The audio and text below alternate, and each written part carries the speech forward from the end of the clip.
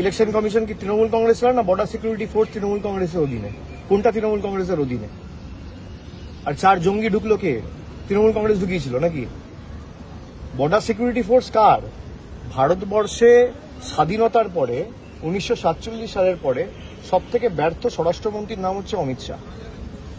অমিত শাহর অধীনে একের পর এক জঙ্গি হানা থেকে শুরু করে এই যে অনুপ্রবেশ, তারপর এই যে বাংলায় দাবি করে কয়লা পাচার, গরু পাচার, তো সিআইএসএফ বিএসএফ এর মদত না থাকলে করা যায় না। গরু তো কোনো পিঁপড়ে না যে কাঁটা তারে তল দিয়ে, বা মশা না বা মাছি না যে গলে গেল বা ঢুকে গেল। একটা আস্ত গরু কি করে বর্ডার থেকে এপার থেকে ওপার যাচ্ছে বিএসএফ এর মদত না থাকলে? টাকা টাকার কাছে যায়।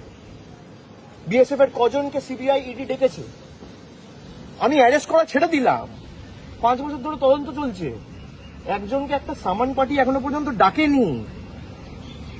কলিয়ারি গার্ড করে সিআইএসএফ, সিআইএসএফ এর কোন কমান্ডেন্টকে ডেকেছে?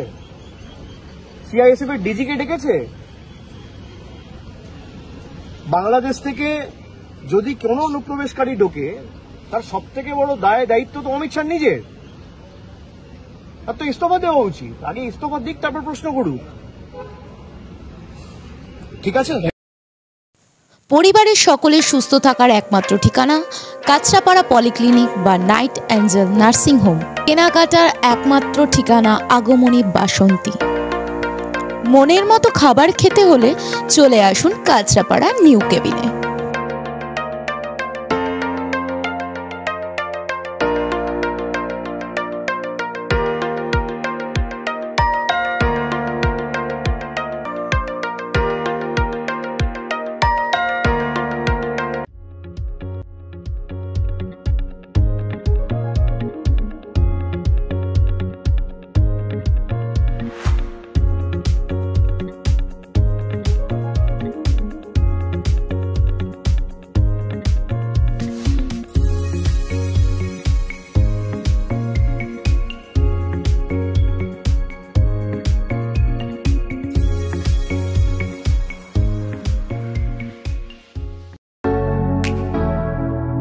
Kesari light house, Kesari light house এবং কেসরি লাইট হাউস নিজেদের রান্নাঘরকে আরো অত্যাধুনিকভাবে সাজাতে, সমস্ত কিছু পেতে চলে আসুন নৈহাটি গৌরীপুর চৌমাথা বাজার কেসরি লাইট হাউস।